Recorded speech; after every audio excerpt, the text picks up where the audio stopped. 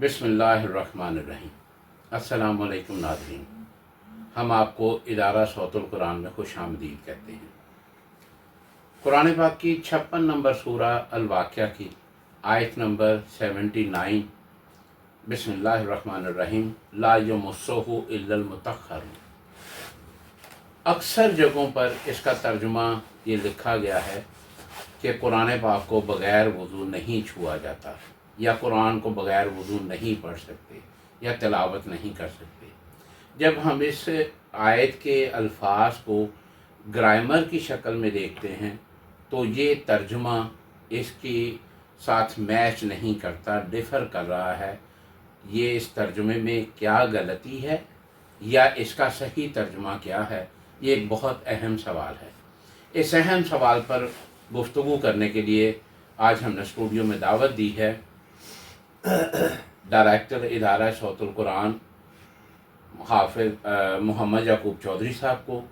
आपने बहुत सी कुतब लिखी हैं। आपकी एक किताब कुरान में हो गौतादन एक माकारा तहरीर है।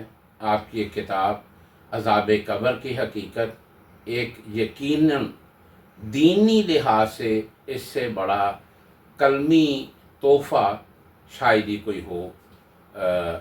मैं समझता हूँ कि कुरान पाक की आयत को बेहतरीन उसमें बयान किया गया है। तो आज हम बड़ी सादत महसूस करते हैं कि वो हमारे साथ मौजूद हैं। हम उनको खुश आमदीद कहते हैं। अस्सलामु अलैकुम वरहमतुल्लाहि वबरकातुहू। वालेकुम सलाम वरहमतुल्लाहि वबरकातुहू। ये जो बहुत कुरान शुक्रिया आपका। ये जो कुरान पाक की आयत सूरत वाक़िया की है, ला यमस्सुहु इल्लल मुतahharun, इसका तर्जुमा क्या है, इसके मानी क्या हैं, और जो गलत मानी या गलत तर्जुमा किया गया है उससे पैदा होने वाले जो असरात हैं या जो उसके नताइज हैं वो क्या हुए। बिस्मिल्लाहिर्रहमानिर्रहीम। असल में बात यह है कि कुरान मजीद का जब नुज़ूल शुरू हुआ और नबी करीम सल्लल्लाहु अलैहि वसल्लम ने लोगों के सामने इसको पेश किया तो लोगों का रद्द अमल जो था, और बल्कि यूँ कह लीजिए कि प्रोपेगेंडा था। जो बड़े होशियार लोग होते हैं ना माशरों के अंदर, जिनकी नाराज चलते हैं, जिनके पीछे लोग चलते हैं, तो उस तरह के लोग जो अवाम और नास को धोखा देने के लिए वो इसके खिलाफ प्रोपेगेंडा करते थे। और वो कहते ये थे कि ये कुरान जो है ये खुद घड़ते हैं। रसूलुल्लाह सल्लल्लाहु अलैहि वसल्लम पर ये इल्ज़ाम देते थे कि ये खुद बनाते हैं। अच्छा। और फिर अल्लाह के नाम लगा कर कहते हैं कि ये अल्लाह ने उतारा है।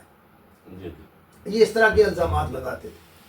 कभी इसी वजह से कभी आपको शायर कहते थे, कभी साहिर कहते थे, कभी मशहूर कहते थे, कभी मजनू कहते थे, मुख्तलिफ किस्म के इल्ज़ामात लगाते थे।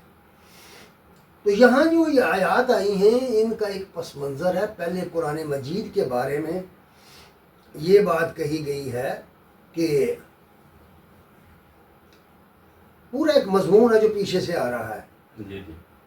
फिर आखिर में फरमाया कि फसब्बिह बिस्मि रब्बिकल अज़ीम, अपने अज़मत वाले रब के नाम की तस्बीह पढ़ो। अपने अज़मत वाले रब के नाम की तस्बीह पढ़ो। चलते चलते मैं एक बात अर्ज़ कर दूँ कि बाज़ लोग कहते हैं कि ये जो हम नमाज़ों में तस्बीहात पढ़ते हैं ये कुरान में कहाँ लिखी जी? कहते हैं ना, यानी सुब्हान रब्बी आला या सुब्हान रब्बी अज़ीम, यही वो आयत है जिसके हुक्म पर अमल किया गया है। तो अल्लाह ने हुक्म दिया है फसब्बिह बिस्मि रब्बिकल अज़ीम, अपने अज़मत वाले रब के नाम की तस्बीह पढ़ो। हुक्म है ना, हुक्म है। किस तरह पढ़ोगे? यकीनन किस तरह पढ़ोगे?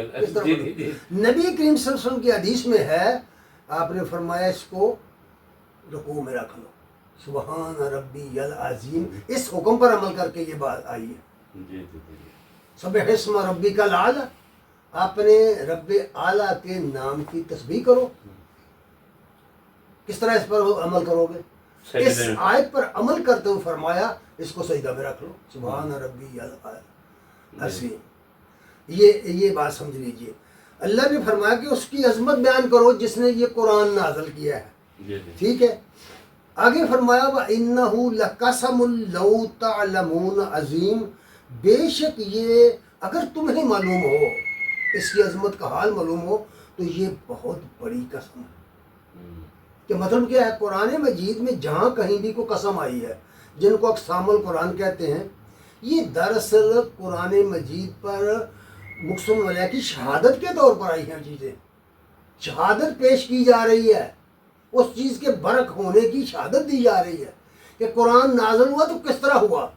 اچھا، یہاں میرے سوال پیدا ہو گیا کہ وہ جو وطور یا وتین، اس پہ کہا جاتا ہے کہ تین کی قسم ہے، ہاں، تین وزیتون، وطور سینین وہذا البلد الامین، وہاں یہ چار چیزیں بیان کی ہیں نا، جی جی تو یہ دراصل آئندہ والے مضمون کے اوپر ان کو گواہ بنایا ہے، ان چیزوں کو، اس پر کبھی بحث ہوگی تو ہم بات کریں گے وہاں۔ ٹھیک ہے، تو یہاں جو ہے نا دراصل اس بات پر ان کو گواہ بنایا کہ یہ بہت بڑی قسم ہے، جی جی اگر تمہیں جانو، تم جانتے ہو کیا، انہ لقرآن کریم، بے شک یہ قرآن کریم ہے۔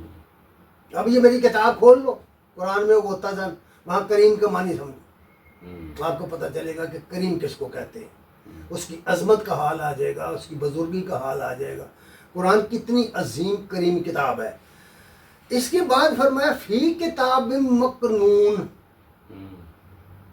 مخاطب کون ہے؟ کفار مکہ، کفار مکہ، مشرکین عرب ہیں، جی جی انہیں کہا جا رہا ہے کہ تم کیا سمجھتے ہو اس قرآن کے بارے میں کہ یہ بھی کوئی بنا سکتا ہے اس کو؟ یہ کتاب مکنون ہے، محفوظ کتاب ہے، اس میں کمی بیشی نہیں ہو سکتی، نہ اس جیسا کلام لایا جا سکتا ہے، یہ یعنی بات نہ کوئی چیز نکالی جا سکتی ہے، نہ ایڈ کی جا نہ سکتی ایڈ کی جا سکتی ہے اس میں۔ اس کے بعد پھر کہا لا یمسہ الا المطہرون، یہ اس کو نہیں، یہ نہیں چھوتے اس کو مگر پاک باز لوگ، مگر پاک باز لوگ۔ اچھا اب دیکھیے اس آیت کی تشریح پڑھیں گے تو تشریح کرنے والے کہیں گے کہ اس سے مراد فرشتے ہیں۔ اگر فرشتے ہیں واقعی ہیں، چلیے مانیے بالکل ہیں، فرشتے ہیں، اس کے مراد مطہرون سے مراد فرشتے ہیں، جی جی لیکن سوال یہ ہے کہ کفار مکہ کے لیے دلیل کیسے بن گئی یہ بات؟ وہ فرشتے دیکھتے ہیں فرشتوں کو، نہیں، وہ نہیں، وہ قرآن کی حفاظت کو دیکھتے ہیں، نہیں، اگر وہ محفوظ دیکھتے تو مقام وہ میں ایمان دیکھتے لے ہیں، آتے، جی جی، یعنی کیا ان کے سامنے ہیں وہ فرشتے؟ نہیں، ان کے سامنے کون ہے قرآن کو لکھنے والے؟ صحابہ نون والقلم وما یسطرون، جی جی، قسم ہے نون اور قلم کی اور اس چیز کی جو لکھ رہے ہیں، کون لکھ رہے ہیں؟ صحابہ کرام لکھ رہے ہیں، وہ جماعت صحابہ لکھ رہی ہے، جماعت صحابہ کی تعریف کی گئی ہے کہ یہ پاک باز لوگ ہیں جن کے ہاتھوں میں، یہ پاک باز لوگوں کے ہاتھوں میں ہے۔ اب یہاں یہ سمجھنا کہ وضو کے بغیر ہاتھ نہیں لگانا چاہیے، بات ہی غلط ہے، اس لیے کہ شریعت اسلام میں نماز کے سوا وضو کرنا فرض نہیں ہے۔ یعنی کسی بھی یہ تو عبادت کو آپ استحباب میں لیں گے، استحسان میں اس کو لیں گے، یہ مستحب ہے، یہ مستحسن ہے کہ آپ وضو کر کے وضو کر قرآن لیں۔ جی جی، اس کی وجہ یہ ہے، یہ لازمی شرط نہیں ہے، نہیں یہ بالکل فرضی نہیں ہے۔ بات یہ ہے کہ کیا کوئی آدمی بغیر وضو کے پلید ہوتا ہے؟ نہیں، یہ کوئی شرط نہیں تو ہے، شرط نہیں ہے، تو پھر دیکھیے تو یہ ایک یعنی اللہ تعالیٰ نے مزید یہ حکم دے دیا نماز کے لیے کہ رب کے حضور میں جب تم نے کھڑا ہونا تو پھر باوضو ہو جاؤ، طہارت حاصل کرو، طہارت پر طہارت حاصل کرو، یہ اصل بات قرآن کے لیے یہ بات یعنی کہیں وہ نہیں، کسی سید اس میں یہ بات صلاح نہیں، کی عظمت ہے کہ پاک ہونے کے باوجود اور طہارت حاصل اور کرو۔ طہارت حاصل کرو۔ البتہ صلاح کے علاوہ کسی عبادت کے لیے وضو لازمی شرط نہیں ہے، لازمی شرط نہیں ہے بلکہ فرض نہیں ہے۔ جہاں آپ جاتے ہیں حرم کی طواف کریں گے، کیونکہ وہ حرم کے اندر کی عبادت مختلف اجزاء پر مشتمل ہے، جی نماز بھی ہے، طواف بھی ہے، اور بھی چیزیں، جی جی، صحیح صفا مروہ بھی ہے، تو اس لیے وہاں بغیر وضو کے آپ نہیں داخل ہوں گے، ٹھیک ہے؟ نماز کے سوا وضو کرنا فرض نہیں ہے میرے بھائی۔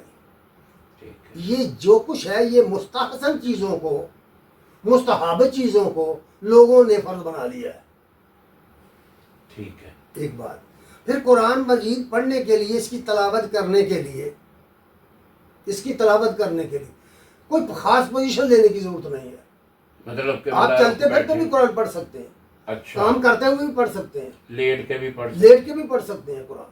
اچھا، یہ جو کہا جاتا ہے کہ جی آپ لیٹیں گے پاؤں آگے چلے جائیں گے، نہیں، یہ سب باتیں یوں ہی ہیں، اچھا اچھا، آدمی کا پورا جسم پاک ہے، یہ بات بھی بحث کی ہے اس کو شروع کر دو کہ آدمی کے پورے وجود میں کون سا حصہ پلید ہے بھائی؟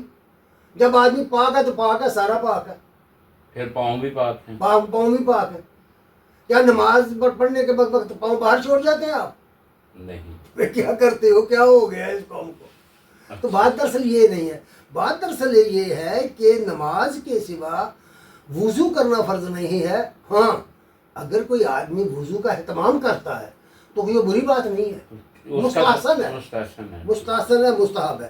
اس لیے یہاں متحرون سے سوری آپ کی بات کٹ رہی ہے، پھر اس کا مطلب ہے کہ اگر تلاوت کے دوران سجدہ آ جائے تو وہ بھی اگر وہ بے وضو ہے تو وہ سجدہ ادا کرے گا؟ ہاں کر لے گا، کچھ نہیں ہوگا، ٹھیک ہے، سجدہ کرے گا۔ جہاں اصل سجدہ صاحب کا اصل طریقہ تو یہ ہوتا ہے کہ جہاں سجدہ پڑھا ہے نا وہیں کیا جائے۔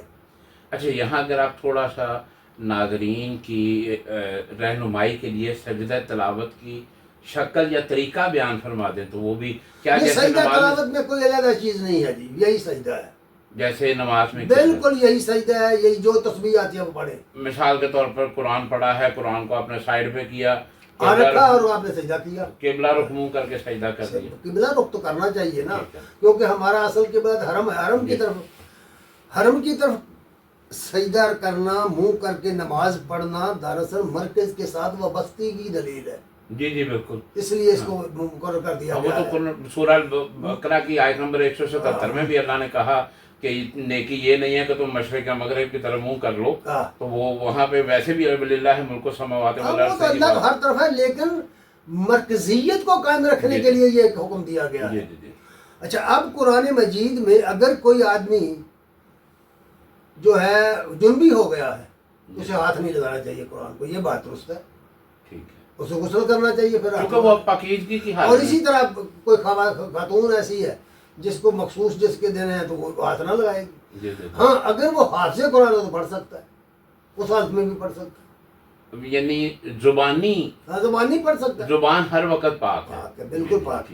اس لیے الا المطہرون سے مراد پاک باز لوگ جماعت صاحب آئے، اور ایک جگہ نہیں اور بھی قرآن میں مختلف جگہوں پر اس کو بیان کیا گیا۔ تنزیل من رب العالمین، فرمایا یہ رب العالمین کی تنزیل ہے، کوئی اس کو نہیں کر سکتا۔ اچھا آپ پیچھے آتے ہیں، اس کا مطلب ہے کہ یہ تمام موضوع جو ہے یہ نزول قرآن کے متعلق ہے، وضوء قرآن کے متعلق نہیں ہے۔ نہیں بالکل ہی نہیں، بالکل ہی نہیں۔ پیچھے دیکھیے ایک آیت میں فلا اقسم بمواقع النجوم، یہ آیت نمبر 75 ہے۔ اس میں کیا کہا گیا ہے کہ قرآن مجید کا جب نزول ہوا ہے اس وقت کی بات کی گئی ہے۔ یہاں نجوم سے مراد ستاروں کا غروب ہونا ہے، یعنی مطلب یہ ہے کہ اس کی دوسری تشریح والنجم اذا ہوا میں ہوئی ہے، قسم ہے ستارے کی جب وہ غروب ہو گیا۔ مطلب یہ ہے کہ جب پہلی وحی نازل ہوئی تھی، جبریل نازل ہوئے تھے اور نبی کریم صلی اللہ علیہ وسلم نے ان کو ان کی اصلی شکل میں دیکھا تھا تو وہ رات کا اندھیرا نہیں تھا، روشنی کا وقت تھا، صبح روشن تھی، یہ بات کہی گئی ہے۔ اللہ اکبر جی، یعنی جس وقت جبریل علیہ السلام سے پہلی بار آپ صلی اللہ علیہ وسلم پر جبریل علیہ السلام آتے ہیں وہ رات نہیں تھی، وہ دن کا وقت تھا، روشنی تھی، بالکل ستارے ڈوبے ہوئے تھے، ستارے غروب ہو گئے، صبح روشن ہو گئی تھی، یعنی اس کا مطلب اس کو ہم فجر کے بعد کا وقت سمجھتے ہیں۔ ہاں بالکل، روشن صبح جب ہو جاتی ہے، جب دن چڑھ جاتا ہے، تو اس وقت کی بات کی گئی ہے، اور قرآن میں جا بجا اس کو بیان کیا۔ یہاں واقع نجوم کہہ کے کیا، وہاں نجم اذا ہوا کہہ کر کیا، اور بھی کئی جگہ پر قرآن میں اس کی تصریح کی ہے کہ قرآن کا جو نزول شروع ہوا ہے تو یہ صبح کے وقت ہوا ہے۔ نہیں پھر یہاں پر تو سوال پیدا ہو گیا کہ لیلۃ القدر تو رات ہے، تو لیلۃ القدر میں قرآن نازل ہوا تو پھر یہ صبح نزول شروع ہونے والی بات، دو چیزیں جو تو اللہ کا منصوبہ بیان ہوا ہے کہ اللہ نے قدر کی رات سے جب یہ فیصلہ کیا قرآن نازل کرنا ہے۔ اچھا یعنی اس رات میں اللہ کا فیصل، اس میں تو لیلۃ القدر میں تو انا انزلناہ فی لیلۃ القدر جو کہا گیا، آپ کو جاننا چاہیے کہ انزال کے معنی کسی چیز کا بجائے وقت اترنا ہے، ٹھیک ہے، حالانکہ قرآن 23 سال کے عرصے میں اترا ہے، ٹھیک ہے، تو اس لیے قرآن کی نزول کا فیصلہ بیان کیا گیا کہ جب جس رات اللہ نے قرآن دنیا کو دینے کا فیصلہ کیا تھا وہ رات لیلۃ القدر، یعنی وہ قرآن کے نزول کا حکم ہوا یا فیصلہ ہوا تھا کہ اس رات قرآن نازل ہوا ہے، ٹھیک ہے۔ وہ الگ بحث ہے کہ دوسری کہ پھر وہ کیسے کیسے ہوا، وہ دوسری بحث ہے۔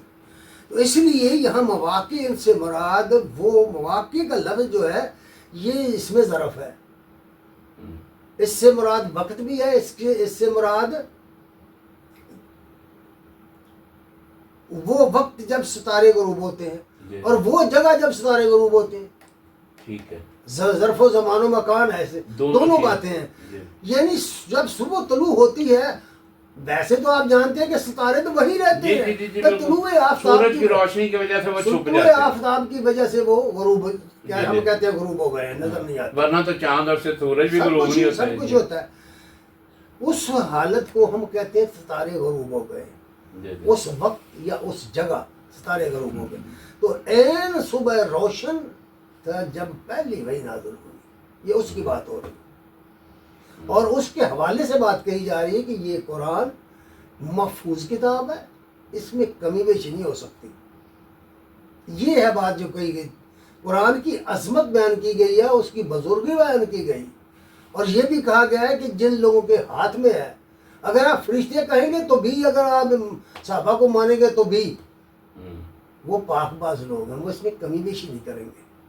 یہ بات ہے جو اس کا مطلب ہے کہ یہ آیت تو یہ جتنا مضمون ہے 4-6 آیات پہ، یہ قرآن کی عظمت کی بات تھی، اس میں وضو کا کوئی ذکر نہیں۔ وضو تو اور وضو کے متعلق جن لوگوں نے اس آیت کو منسوخ کیا انہوں نے اس کی غلط ترجمہ لی۔ اصل بات یہ ہے کہ وضو کا معاملہ جہاں تک ہے اسلام میں، تو اس کی تو یاد ہی بہت مدت بعد اتری سورہ واقعہ، بہت پہلے ابتدا کی صورت ہے۔ وضو کے حکام تو سورہ مائدہ میں جا کے اترے بہت دیر بعد، اور اس سے پہلے بھی بعض آیات سے استنباط کر کے نبی صلی اللہ علیہ وسلم نے وضو شروع کیا تھا، یا یوں کہہ لیجئے کہ پہلی وہی جب آئی، حدیثوں میں جس طرح ہے کہ جبریل امین نے آپ کو وضو کرنا سکھایا اور میں نماز پڑھنی سکھائی، اور 5 نمازیں سکھائی اول روز سے۔ اچھا، اول روز سے۔ تو یہ جو کہتے ہیں کہ واقعہ معراج میں نماز، ارے بھائی وہ کہتے رہے نا، قرآن کیا کہتا ہے، یہ بڑی اہم بات ہے، میں چاہوں گا کہ اس کے اوپر ہم ایک علیحدہ بات کر لیں۔ لیکن یہ دیکھیں نا، حدیثوں میں دیکھیں، سنن ابو داؤد میں دیکھیں، ترمذی میں دیکھیں، جامع ترمذی میں دیکھیں کہ صبح کے وقت قرآن کا نزول ہوا، صبح کے وقت۔ اور حدیث میں ہے نبی صلی اللہ علیہ وسلم نے فرمایا کہ عین ظہر کے وقت حرم کے اندر امانی جبریل نے میری امامت کی، اور مجھے اول وقت میں ظہر کی نماز پڑھائی، اول وقت میں عصر کی، پھر مغرب کی، پھر عشاء کی، پھر صبح کی، فجر کی نماز، اور اگلے دن آخر وقت میں۔ اور پھر جبریل نے کہا، رخ پھیر کر کہا، یا محمد صلی اللہ علیہ وسلم، پہلے انبیاء کے اوقات نمازوں کے بھی یہی تھے اور یہی ان کی نمازیں تھیں، پڑھو گا حدیث پڑھو۔ تو پہلے دن سے یہ نمازیں، اب جو نماز جس کو لوگ کہتے ہیں کہ یہ پہلی وہی ہے، اقرا بسم ربک الذی، اس کی 6ویں 7ویں آیت کو پڑھو، اس میں نماز کا ذکر ہے۔ اس لیے جتنی پہلے سال میں صورتیں نازل ہوئی ہیں، سورہ روم پڑھو، سورہ طٰہٰ پڑھو، جتنی یہ صورتیں ان کے اندر 5 نمازوں کا ذکر ہے۔ فتح بھی کہا، آپ سب کچھ کہا، یہ احکام دیے، میں نے ان کی تفصیلات لکھی ہے کتابوں میں۔ یہ جو مقام مصطفیٰ کی 3ری جلد آ رہی ہے، اس میں یہ پوری کہانی میں نے لکھی ہے، اس میں درج کیا ہے اس کو۔ تو اس میں جو مواقع نجوم ہے نا، جو صبح کے وقت کی وضاحت کی گئی ہے کہ روز روشن میں جبریل نازل ہوئے اور نبی کریم صلی اللہ علیہ وسلم نے ان کو دیکھا، پہچانا، پوری طرح دیکھا، شناخت کیا۔ پورا سورہ نجم کی ابتدائی آیات کو پڑھو۔ لوگ کہتے ہیں کہ یہ نجم، سورہ نجم کی ابتدائی 18 آیت جو ہے یہ معراج کے متعلق ہے، قطعاً نہیں بھائی، غلط بات ہے۔ یہ نزول وحی کی باتیں ہو رہی ہیں، وہاں نزول وحی کی بات ہے، نزول جبریل کی بات ہوئی ہے۔ کس طرح جبریل، ان کی کیفیت کیا تھی، کیسے آئے، کتابوں میں یار لکھا ہے، حدیثوں میں لکھا ہے، تفسیروں میں لکھا ہے کہ جب جبریل نازل ہوئے، نبی کریم صلی اللہ علیہ وسلم کھلے میدان میں زمین پر تھے،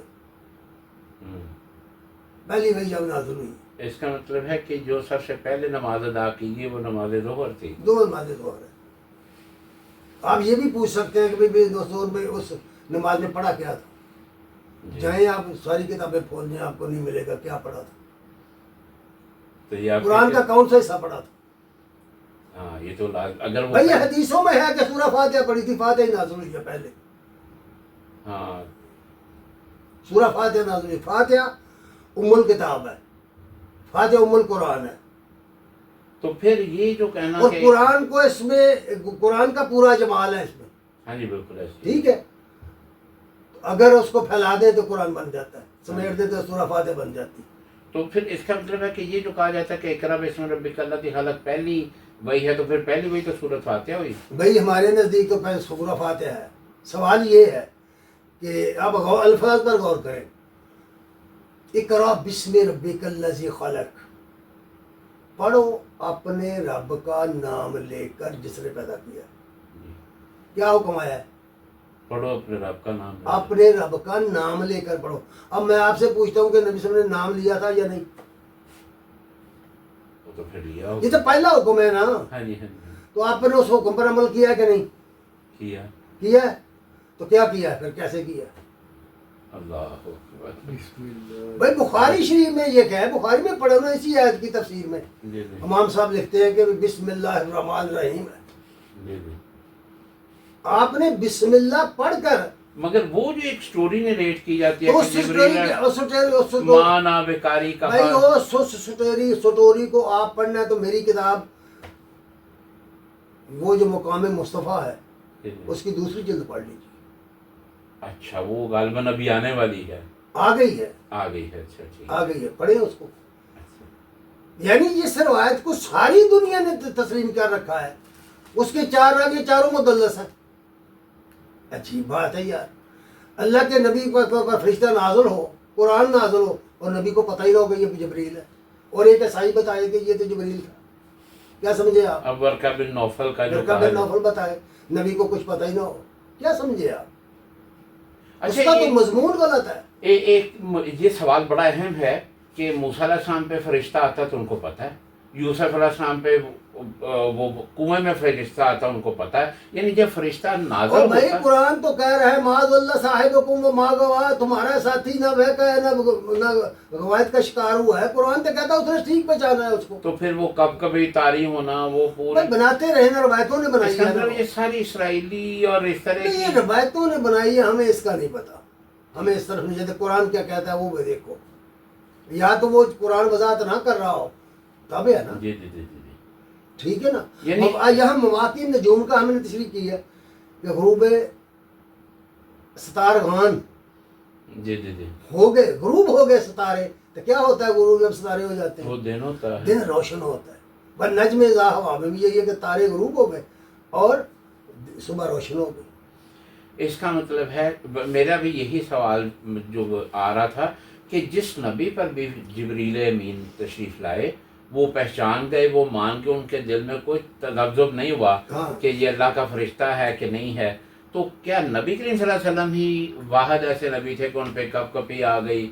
بھائی قرآن تو یہ نہیں نا کہتا، قرآن تو اس طرح کی کوئی بات نہیں کرتا نا، یہ تو روایات کر رہی ہیں نا، اور روایات بھی وہ جن کے راویوں پر جرا ہے، جن کے راویوں پر جرا ہے، مدلس ہے راوی وہ، اور جو زوری امام زوری ہیں وہ اس کو بیان کرتے ہیں غار حرا والی روایت کو، اور وہ عروہ سے روایت کرتے ہیں، عروہ امی عائشہ سے روایت کرتے ہیں، اور محدثین لکھتے ہیں، ابن حجر نے لکھا ہے تہذیب میں کہ عروہ سے اس کی ملاقات ثابت نہیں ہے۔ اب میں نے تو نہیں لکھ دیا وہ، اور ساتھ ہی یہ بھی لکھا ہے، شرح نبوی میں لکھا ہے کہ یہ مراسیل صاحب ہے، یہ روایتی مرسل ہے، کیونکہ امی عائشہ نے کسی صحابی سے بھی نہیں سنا، نبی صلی اللہ علیہ وسلم نے نہیں سنا، وہ بیان کر رہے ہیں۔ اس وقت جب نبی صلی اللہ علیہ وسلم نے نبوت کا اعلان کیا عائشہ کہاں تھی؟ ہاں وہ نہیں تھی، تو پھر روایتی مرسل ہے۔ اور اس پر یہ نہیں کہتے ہیں کہ بھئی مراسیل جو خاص صحابہ کی ہو وہ معتبر نہیں ہوتی، یعنی جس روایت کے اندر اس کی سند میں ایک آدمی غائب ہے جی جی اس کو معتبر تم نے کیسے مان لیا؟ وہ کنیکشن ہی نہیں اس کے ساتھ تو جڑے یہ گا۔ عقیدت ہے نا، عقیدت کے طور پر لوگوں نے اس طرح کی باتیں مانی ہوئی ہیں، صحابی نے بیان کیا، رابطہ ثابت کا ہے اور اس طرح کا، تو اس طرح مان لیا، ورنہ جو اصول روایت ہے، اصول درایت ہے، اس پر وہ پوری نہیں ہوتا۔ بہت شکریہ، بڑا بہترین موضوع ہمارا چل رہا تھا لا یمسہ الا المطہر ان پر، مگر ایک بڑی اہم بات کا انکشاف ہوا، ایک بڑی اہم بات سننے اور سمجھنے کو ملی، مگر میں ابھی بھی اس بات پہ تشنہ لب ہوں۔ تو میری یہ خواہش ہے کہ میں اس موضوع پر ایک باقاعدہ علیحدہ سے ولاگ کروں گا۔ ہم یعقوب چودھری صاحب کو دوبارہ دعوت دیں گے انشاءاللہ۔ اب تک کے لیے اتنا ہی کافی، اپنے میزبان کو اجازت دیجیے۔ کمنٹ باکس میں ہم آپ کی رائے کے منتظر رہیں گے۔ السلام علیکم ورحمۃ اللہ وبرکاتہ۔